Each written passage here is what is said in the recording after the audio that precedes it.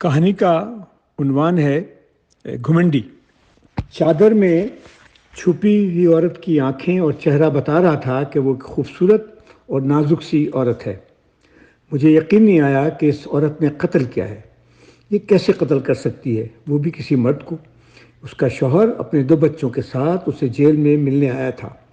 دونوں بچوں کی عمر 4-5 سالوں سے زیادہ نہیں ہوگی۔ اس نے ان دونوں کو اپنی گود میں بٹھایا ہوا تھا۔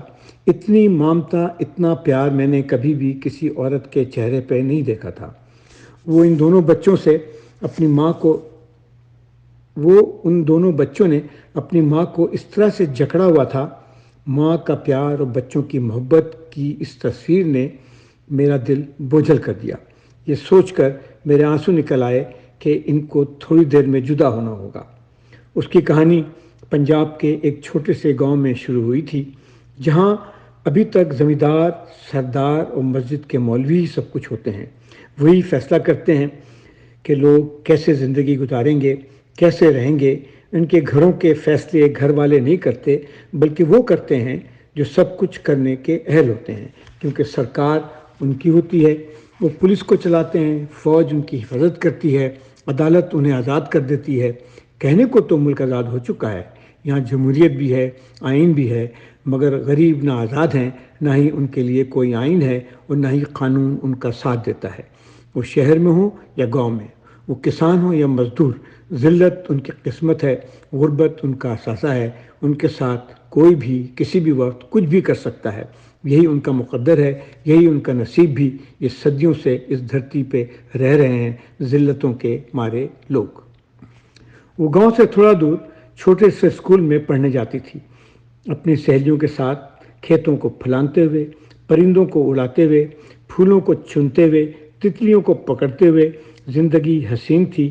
غریب کسانوں کی اور ان کے بچوں کی زندگی ایسی ہی ہوتی ہے، سادہ مگر پرسکون، صبر و قرار کے ساتھ، جب تک وہ کسی طاقتور کے سامنے سے گزرتے نہیں ہیں، جب تک سر جھکا کے چلتے ہیں، اپنا حق نہیں مانگتے ان جوکوں سے جو ان کا ہی خون چوس چوس کر پروان چڑھتے ہیں۔ فاطمہ کی زندگی بھی مزے سے چل رہی تھی کہ ایک دن زمیندار کے بیٹے نے اسے دیکھ لیا تھا۔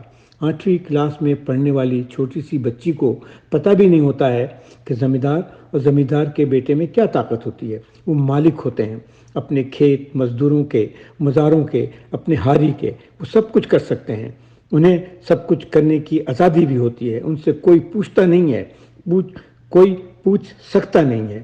بیچاری فاطمہ کو بھی یہ بات نہیں پتہ تھی۔ ایک دن اسکول سے واپس آ رہی تھی کہ اپنے سہیلیوں کے ساتھ کودتے ہوئے اصغر سامنے آ گیا۔ وہ آ کر اور اسے پکڑ کر بھینچ لیا تھا اپنے مضبوط بازوؤں میں۔ اس کی سہیلیاں ڈر کر رک گئی تھیں۔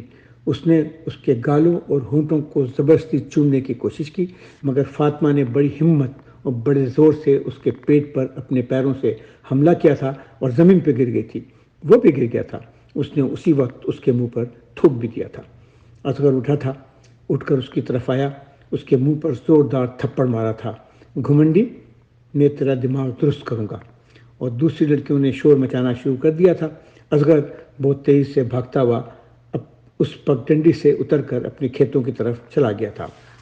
لڑکیوں نے مل کر یہ فیصلہ کیا کہ اپنے گھروں میں نہیں بتائیں گے، کیونکہ اگر وہ بتائیں گے تو ان کا اسکول چھوٹ جائے گا۔ وہ ساری کی ساری لڑکیاں اسکول چھوڑنا نہیں چاہتی تھیں۔ کوئی بھی خاندان زمیندار اس کے بیٹے سے جھگڑا نہیں کرے گا، کوئی بھی بچیوں پہ یقین نہیں کرے گا۔ شاید یہی غلطی تھی جس کا خمیازہ فاطمہ کو بھگتنا پڑا۔ اصغر باضابطہ طور پر فاطمہ کا پیچھا کرنے لگا۔ وہ اسکول سے آتے ہوئے کبھی آگے، کبھی پیچھے، کبھی اسکوٹر پر تو کبھی سائیکل پر۔ شروع میں تو فاطمہ اس سے گھبرائی، ڈرتی رہی، مگر ایک دن اس نے اپنے سہیلیوں کے سامنے اسے برا بھلا کہا۔ اصغر نے بھی اسے گالیاں دیں، مگر نہ جانے کیسے اس 8ویں جماعت کی چھوٹی سی بچی میں اتنی ہمت آئی تھی کہ وہ اصغر کو سب کچھ کہہ بیٹھی جو اسے نہیں کہنا چاہیے تھا۔ یہ اس کی دوسری غلطی تھی، اس نے اس سے ٹکرانے کی کوشش کی تھی۔ دوسری لڑکیوں کی موجودگی میں اصغر کچھ زیادہ نہ کہہ سکا اور نہ کر سکا، لیکن یہ ضرور کہا کہ میں تمہارا سارا گھمنڈ توڑ دوں گا گھمنڈی۔ تو سمجھتی کیا ہے اپنے آپ کو؟ ساری زندگی پچھتائے گی، تو مجھے جانتی نہیں ہے، وغیرہ وغیرہ۔ اس وقت بھی فاطمہ نے اپنے گھروں والوں کو کچھ نہیں بتایا، اسی خوف سے کہ اسکول چھوٹ جائے گا، اسے ہی برا بھلا کہا جائے گا۔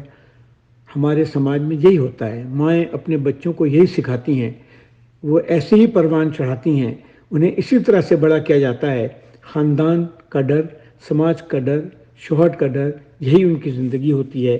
وہ اپنے اوپر ہونے والے ظلم کا ذکر نہیں کرتی ہیں، انہیں یہی سکھایا جاتا ہے۔ خاموش رہنے کی تلقین، برداشت کرنے کی عادت، یہ اس کی تیسری غلطی تھی۔ پھر اس نے اس کا گھمنڈ توڑ دیا۔ یہ سب کچھ بہت جلدی ہوا تھا۔ اپنے 3 دوستوں کے ساتھ اسکول سے واپسی میں ندی کے فوراً بعد جہاں اس کی زمین شروع ہوئی تھی، جھپٹا مار کر اسے اٹھا کر لے گئے تھے وہ لوگ، اور جھاڑیوں میں پکڑ کر اصغر نے اس کا بلاత్కాر کیا، اس کی چھاتیوں کو نوچا، اس کے منہ پر تھوکا، اس کے جسم کو بھنبوڑا۔ اس نے اسے ہر طرح سے پامال کیا اور اس کے دوست دیکھ دیکھ کر ہنستے رہے۔ جا گھمنڈی، اپنے باپ کو جا کر یہ بتانا، سب کچھ میں نے کیا ہے۔ یہ سب کچھ ہونے کے بعد اس نے اسکول جانا چھوڑ دیا۔ وہ بالکل خاموش ہو گئی تھی۔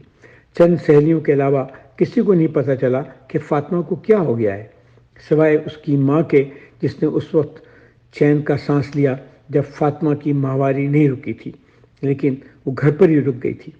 سہیلیوں، ماں باپ، بھائی بہنوں، سبوں کے کہنے کے باوجود اس نے اسکول کا رخ نہیں کیا۔ اس کا چہرہ اداس تھا، لیکن دل میں جو غصہ تھا وہ کسی پر عیاں نہیں ہوا۔ وہ صبح سے شام تک اپنی ماں کے ساتھ کام کرتی رہی تھی، کھانا پکانا، صفائی کرنا، بھینس کا دودھ نکالنا، اپلے بنانا، کپڑے دھونا۔ اس نے اپنی ماں کا سارا کام سنبھال لیا تھا۔ کام کاج نپٹانے کے بعد وہ اکیلے اپنے کمرے میں بیٹھے بیٹھے نہ جانے کیا سوچتی رہتی تھی۔ اس کی ماں کو لگا تھا کہ جیسے وہ یکایک بڑی ہو گئی ہے۔ عجیب بات یہ ہوئی کہ اصغر بھی گاؤں چھوڑ کر شہر چلا گیا تھا، لاہور، جہاں ان لوگوں کی کوٹھیاں تھیں۔ کہتے ہیں کہ اس کے زمیندار باپ کو پتہ چل گیا تھا کہ اس نے فاطمہ کے ساتھ کیا کیا ہے۔ گاؤں دیہاتوں میں بعض لوگوں سے کچھ نہیں چھپا ہوتا ہے۔ زمیندار بھی ایسا ہی آدمی تھا، سمجھدار اور سیانا۔ اس نے تیاری کر لی تھی، اگر بات باہر آئی تو مسجد کے مولوی سے لے کر گاؤں کے جرگے تک ہر ایک نے وہی فیصلہ کرنا ہے جو وہ چاہے گا۔ وہ ایک بڑا زمیندار تھا، کئی ایکڑوں کا مالک۔ اس کا باپ بھی زمیندار تھا، اس کا دادا بھی زمیندار۔ اس علاقے قانون وہ بناتے تھے۔ حکومت گھوڑے کی تھی تو بھی کالوں کی آئی تو پھر بھی۔ سارے سیاستدان ان لوگوں کو دھوکہ دیتے رہے، کسانوں کو بہلاتے رہے، جب گورے چلے جائیں گے تو سب اچھا ہو جائے گا، انصاف ہوگا، غربت کا خاتمہ ہوگا، بچے اسکول جائیں گے، مگر کچھ نہیں ہوا۔ نئے دستور وہی پرانے تھے، موہنجو داڑو سے بھی پہلے کے، جس میں غریب کے لیے کچھ نہیں تھا، نہ مقام نہ ٹھکانہ۔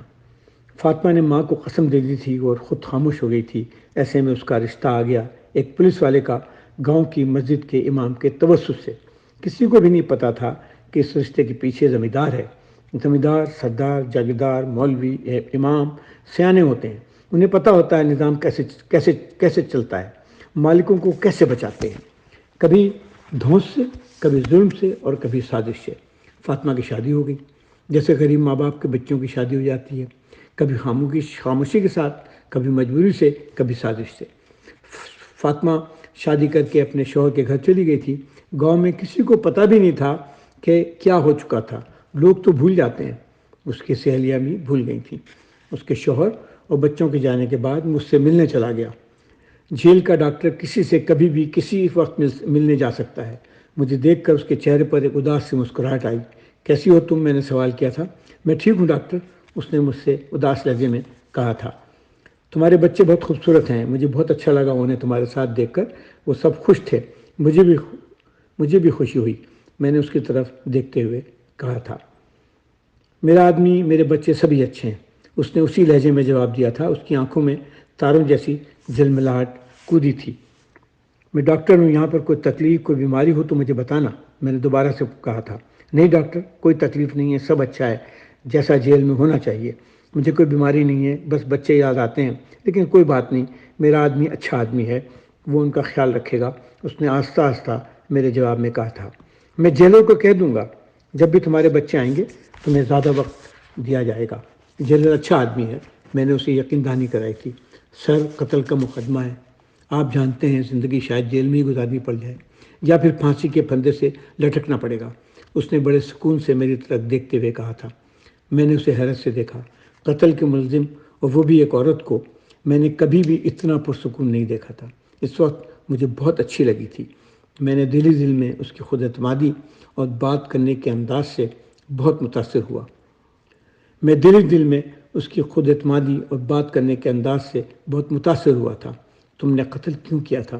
نہ چاہتے ہوئے بھی میں یہ سوال کرنے سے اپنے آپ کو نہیں روک سکا تھا۔ یہ تو ایک نہ ایک دن ہونا ہی تھا۔ میں اسے بھولی نہیں تھی، نہ وہ دن جب اس نے میرا بلاత్కాر کیا تھا، اور نہ اس کا جملہ گھمنڈ نکال دوں گا، گھمنڈی اپنے باپ کو کہنا یہ میں نے کیا ہے، یہ سب کچھ یہ کہہ کر اس نے میرے منہ پر تھوک دیا تھا۔ اس کا وہ لفظ میرے دماغ سے نہیں نکلا، اس کے تھوک کے چھینٹے میرے چہرے پر جم گئے۔ اس نے مجھے گھمنڈی کہا تھا، صحیح کہا تھا۔ اس نے اسی لہجے میں میری طرف دیکھتے ہوئے دوبارہ جواب دیا تھا۔ میں نے دیکھا کہ اس کے چہرے پر ایک اطمینان کا بادل سا چھا گیا تھا۔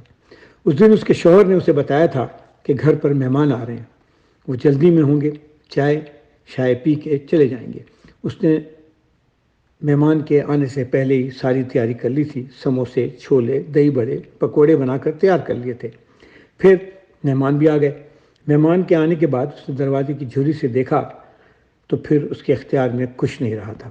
وہ اپنے کمرے میں گئی، الماری سے شوہر کی گولیاں بھری ہوئی پستول نکالی، دروازہ کھول کر اس کے سینے میں 3 گولیاں اتار دی تھیں۔ اس کا شوہر دیکھتے ہی رہ گیا تھا۔